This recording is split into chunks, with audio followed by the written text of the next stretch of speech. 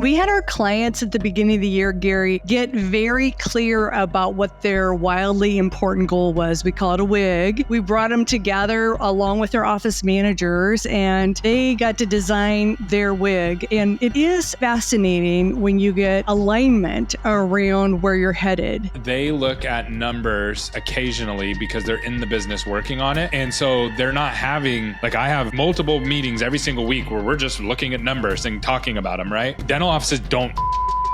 I mean, that seems pretty straightforward. What else are we missing? Like, what are the other components that you're like, okay, cool, you roll that out and you get that down. What are the other components? So the other thing that we've done, I used to teach 44 systems because dentistry.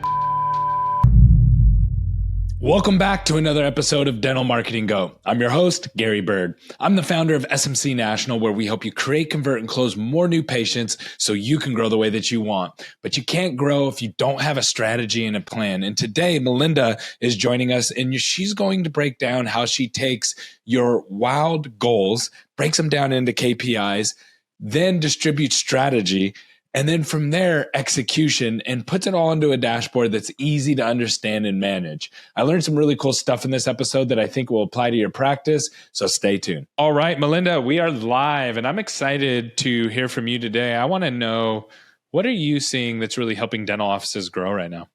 Yeah, Gary, it's a great time actually in dentistry. It's so funny when people get worried about the economy. It's the thing about dentistry. It's a good business. We get to change people's lives first of all, which is worthy and honorable, and also it's pretty resistant to what's happening in the economy. It really has a lot to do with what happens in the practice, and so I think. The things that I see that are driving growth this year, we had our clients at the beginning of the year, Gary, get very clear about what their wildly important goal was. We call it a WIG, and it was different for each doctor. We brought them together along with their office managers, and they got to design their WIG. And it is fascinating when you get alignment around where you're headed. And we hear about this, of course, it's best practices, but, it's so common for dental offices just to, get up, go take care of patients, go to bed, get up, go take care of patients, go, like the rinse and repeat. And we called it the whirl of the daily practice. It's like there's so much whirl in just seeing patients day in and day out that when you're not focused on and aligned on a particular goal, it is easy to get caught up in the daily whirl. And so I would say that the first thing is getting alignment around where you're headed and some really specifics. So some of the specifics were doctors wanted to increase their hourly production. Some doctors wanted to increase their case acceptance. Some doctors wanted to increase hygiene hourly. But you can hear that, right, Gary? It's very specific. And so, there are so many different ways that we can drive growth in a practice. And so starting with direction, but then also really diving down into like, okay, well, how do you put the attention on the right things? And so we work with our clients to have a dashboard. And so every team member has something that they contribute to that daily goal, whatever it is for the office. And they know what that is. And so then the focus for each person is exactly on the thing that will drive the growth. So I'll give you an example. One of the doctors was Dr. Hourly, right? Dr. Hourly goal, Dr. Hourly production. And we had one doctor increase his hourly by 46%. That's pretty cool, right? I mean, that's phenomenal. That's phenomenal growth, Huge, right? You don't just get that every year, and that's a really mature and great practice. So it wasn't a brand new practice, it's a mature practice. And so, they did that. by really focusing on who's coming in tomorrow. And when they come in tomorrow. Hey, I got something crazy to share with you, and I'm going to get you right back to the show, I promise. So we have an event called AlignerCon coming up next year. And this month, we're giving away a buy one, get one free. We're going to be partnering with ClearCorrect. And this is going to be one of the biggest events that we've ever done in Nashville, Tennessee, in the biggest hotel in America. If you want to come to this, again, we're going to give you a buy one, get one free. We want to meet you in person. Just go to alignercon.com and we're going to teach you how to create, convert, close, and even some clinical components around clear aligners. So don't miss this event. Go check it out now. Back to the show. It's not just what are we going to do for them tomorrow, but what else? What is next? We call this game changer. But basically, this is that there is an absolute attention on any conditions or pending treatment that patient has. And that's actually is what gets discussed at huddle. Not, we get to huddle and read the schedule. It's like we can all read, so we don't need to read the schedule when we come to huddle. Let's share something that's valuable. And so really that's sharing what else does the patient have, need, what have they wanted that we haven't done? And so it's a future focus more than a today's focus. Because Gary, the daily schedule, they're going to do it, aren't they? They're going to do. If it's 2 fillings and a crown, they're going to do it. They're not going to forget that if it's on the schedule. They're going to do it. So that's like, okay, great. That's easy. Okay, we got that, right? Good job. We got that set up. Make sure we do a good job. Make sure it's complete. And also in addition to that, what is next? What else are we focused on for this patient? Does that make sense, Gary? It's like, yeah. So I want to walk through this for the audience in a way that we can make it tangible for them. So I'm going to repeat back what I heard from you. You bet. And then you can tell me if I'm on to the mark or not. So what I heard was you get a WIG, a wildly important goal for the year. Yep. You then figure out which KPIs drive that WIG. Correct. So which key performance indicators are going to drive that? So you say, well, I want to double our production. Okay, great. Yep. So the thing that's going to drive that is going to be new patients, reactivations or whatever, right? Yep. Then there has to be behind that, and somewhere, I don't know if it's in the middle or after it, there's strategies that have to be layered in to get you there, right? Because it's not just the KPIs and the WIG. It's like, how do we drive those KPIs up? So it's WIG, KPI, strategy. That's right. That's it. That's it exactly. And when a team gets clear about that, when the doctor and the office manager get clear, the owner and the doctor and the office manager get clear, it's so much easier for them to be clear with their team. Right, because the team really does they want to help. They want to do a good job. It becomes clear on where to help too, right? Like, not knowing how to prioritize because you don't know what's important when everything's important. That creates a lot of problems. And then the other thing that I've noticed, like just with like dentists doing EOS or like any business operating system, it's like, cool, this helps you operate to a certain level, but then there's still the component of strategy of actually executing, which is not what those systems allow you to do. They allow you to prioritize, but they do not help you with execution, which is a whole different ballgame. Yeah. What are your thoughts on that when it comes down to that? It's really, I mean, I've coached dentists since I was 22, so a really long time, Gary. And you and I both know it's great to have a plan. I mean, a plan is more than a lot of dentists ever have a plan. So that's actually a good thing, versus just getting caught in the whirl. But beyond the plan is like who does what when. More importantly, how do we follow up and how do we make sure that this gets executed day in and day out? And we both know execution is actually the thing that doesn't happen consistently, right? We get good at it one day and then we forget. I mean, even I typically visit my clients once a month, and from one time to the next, it's fascinating the stuff that gets dropped. It's just fascinating.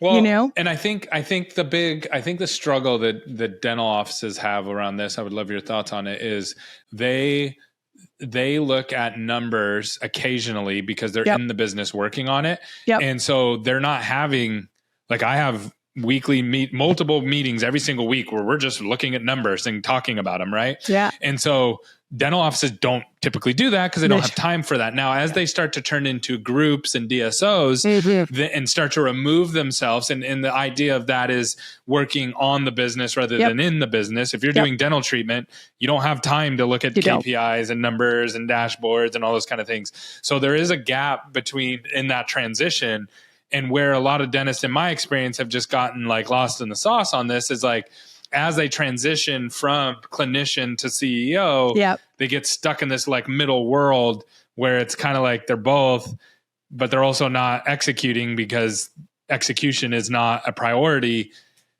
because just treating the patients takes priority over the execution.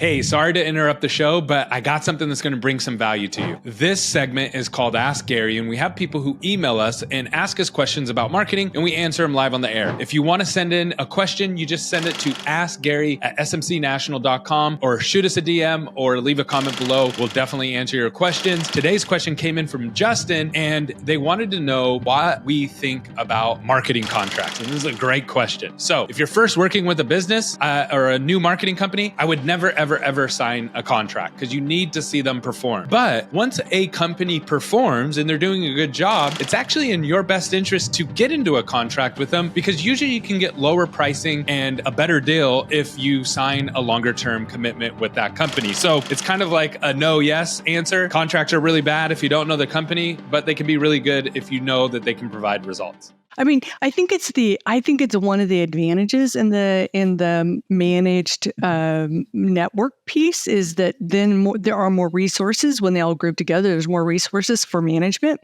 It doesn't mean that it's always good, because you and I both know it isn't always good, right? But the idea is there's more resources, because this idea that somebody is working on the business, not in the business. So dentist is true. So in solo practices, it's really hard. They're quarterbacking all the time.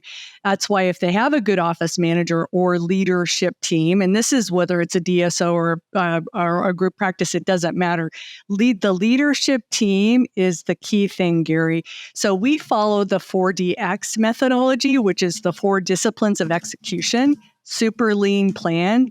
Stephen Covey and McChesney developed it, and it's 4 disciplines of execution, because I know and you know it's all in the execution. And so what makes a really good business is executing and over time, and then iterating, like, okay, how can we make this better? And how can we make this better? And so the 4 disciplines of execution, it is the leadership team's responsibility. So it's like, what's the wig? That's the owner's job. Create the wig. You know, they say, this is my vision. This is where we're headed. The second piece is that we want to know what are the lag measures, but what are the lead measures? What is it like treatment planning? Case acceptance is a lead measure for us.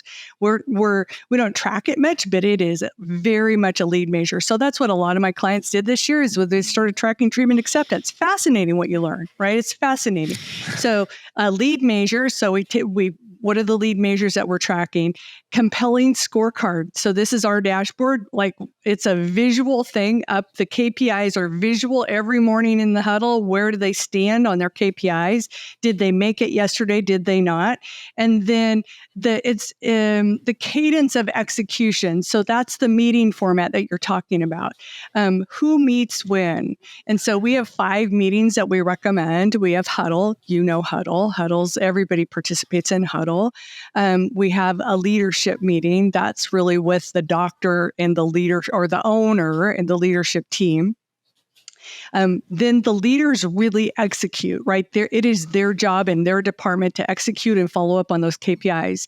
And so they have a powwow, which is really meeting with their department to make sure that their team is getting trained and course corrections. Then we have the monthly meeting. Okay, that's everybody knows about the monthly meeting. That's the easier one. And then we have the one-on-one meeting management. So it does sound like a lot, Gary. It sounds like a lot, but it does. It sounds like a lot. And the truth is, if you want to keep things moving, you've got to have a way to communicate with your team. Right? The idea is like, I told them what they're supposed to do. Now they should go just do it. And I should never have to follow up. Give me a break, man. We're working with human beings, right? And so, leading people is magic. Execution is where it all happens. Yeah.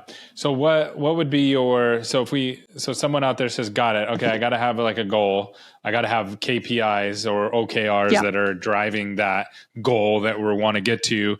I got to have a strategy plan or something to work through, like in every component. If it's marketing, you need to have somebody you can go tap into for marketing, ops for ops, clinical for et cetera. And then you have to have a plan around meetings for execution. So meetings really become your accountability platform for execution. So when we're not executing, how can we support you rather than, we just didn't do it this quarter, right?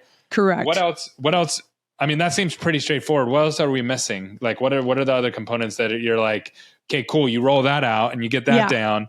And we have the dashboard in there. What are the other components? So the other thing that we've done, I used to teach 44 systems because dentistry. I mean, there's a lot of steps, right? There's a lot of steps in every procedure, and so I had 44 operational practice management systems that we would train on. These are internal practice management systems. Now, when I say 44, what do you think? What's your first thing? What's your first thought? I'm like, man, I don't want to learn 44 things. That's a lot, man. Choke me out, right? And so really, it's like, okay, this has got to be easier. And so what we did is we took those 44 and we created 8 systems. And so we said, what is the 20% of what we do that drives 80% of our results? And so I think that is the piece of it, Gary. It's like, it's simple to create your wig and to have a strategy, but then it's like, be laser sharp clear about what really does drive results and help your people get that done. Help them get that done because it's not the 44 steps, right? It's not the 44 systems. It really is, we have 8 key systems that drive results day to day. And so I think, what I would say is be laser clear about what you have people working on and really hone back the thing that makes the difference so that they can make it every day. So Jim Collins, wrote Good to Great, Gary, and he said, we can't focus on, we can focus on one thing or 2 or 3. 3 is the max. 3 is the max. If it's more than 3, then I can't focus on anything. So I was talking to Lynn Tao the other day. He's like, Melinda, I have a whole list of goals. It's like, no, 3. Like, what are your 3? And really, what's the big wig here? So I would say really coaching doctors, owners, leaders to really be disciplined about the 1 or 2 things you're going for. That's awesome. And so narrowing down, so you can't do everything, right? You can do whatever you want, but you can't do everything you want. That's right. I love that breakdown. So, and we could drill down on that. So for the sake of time, let's do this. Why don't how can people get in touch with you? If someone wants to get in touch with you and learn more about this kind of stuff, what's the best way to do that? Yeah, the best way is my email, melinda@melindaheryford.com. My name will be on this podcast, so it'll be easy to spell it, melinda@melindaheryford.com. We have, we'd like to share, Gary, one of our 20%er systems that gets an office to a statementless office. So we don't want them spending their time sending out statements to patients because they can handle all that with this system. They don't have to send another statement once they get the system in. So we'd love to send them the statementless practice. So they can email me and ask for the statementless practice. We'd be happy to share that tool with them as an example of a 20%er. Awesome. And then what's your email? Melinda@melindahereford.com. Awesome. And we'll link that down below as well. So Perfect. Thank you so much for coming on. Great job today. My pleasure. Thank you.